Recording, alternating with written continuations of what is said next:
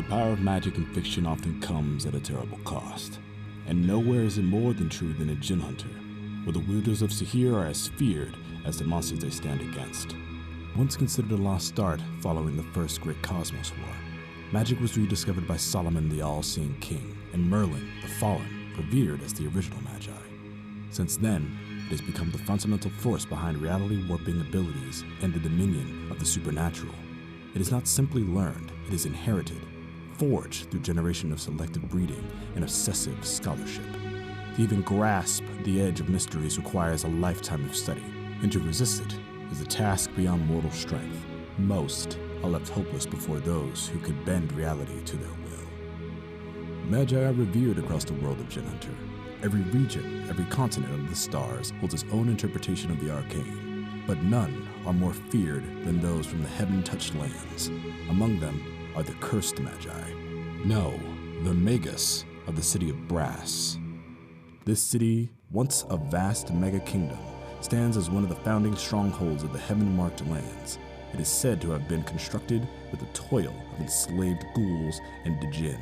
Its towers raised high under the cracked moons. Within it lie the ancient towers of Solomon, once used as great academies to train both hunters and magi.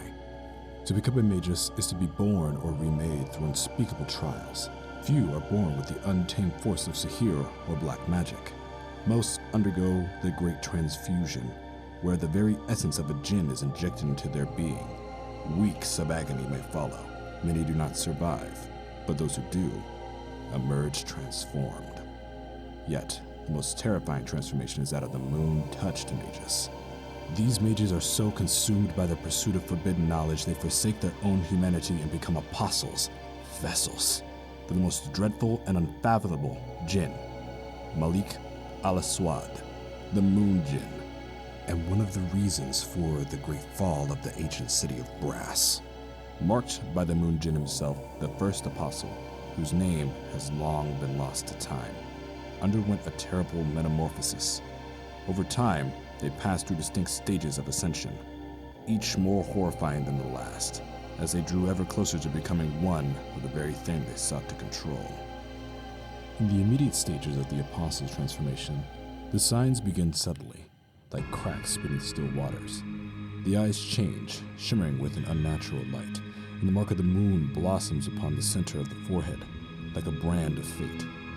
The magic, once harnessed with rituals and training, begins to swell wildly within the body of the mage. At first, it's a blessing. Sleep becomes unnecessary. Hunger fades into irrelevance, and the mind becomes consumed with ceaseless study and obsessive growth. The thirst for knowledge becomes insatiable, and the pursuit unending. Stage 2 marks the body's attempt to contain this burgeoning power. The apostle's stature increases, muscles strengthen, and a commanding presence settles upon them. But the cost is steep, deep. Hideous scarring forms across the scalp, and blood begins to pour steadily, almost ritually, from the nostrils. The eyes twist into inhuman shapes, and the skull swells, distorting the mage's visage.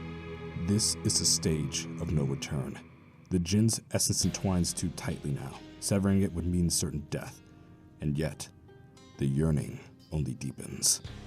By stage 3, the very structure of the skull begins to fracture. Where once sat the brain now lies a dark obsidian-like matter that pulses with arcane energy, shimmering with flecks of starlight. The apostle endures unspeakable pain, for this is not death.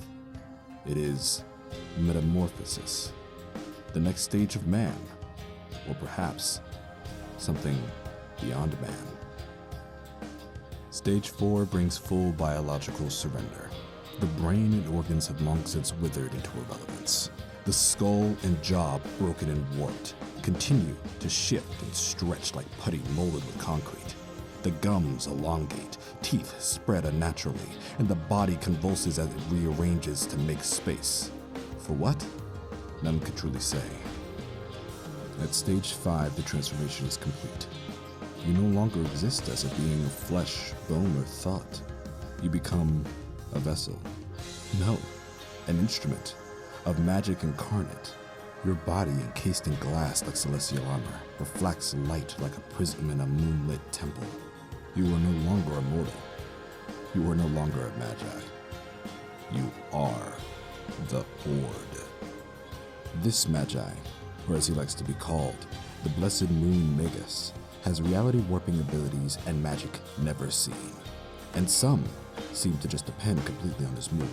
When enraged, his head seems to take the appearance of a black hole, warping and deflecting all incoming attacks. This wide area of abilities makes them very deadly to deal with, and they become somewhat mentally unstable. So, deals with them fall through.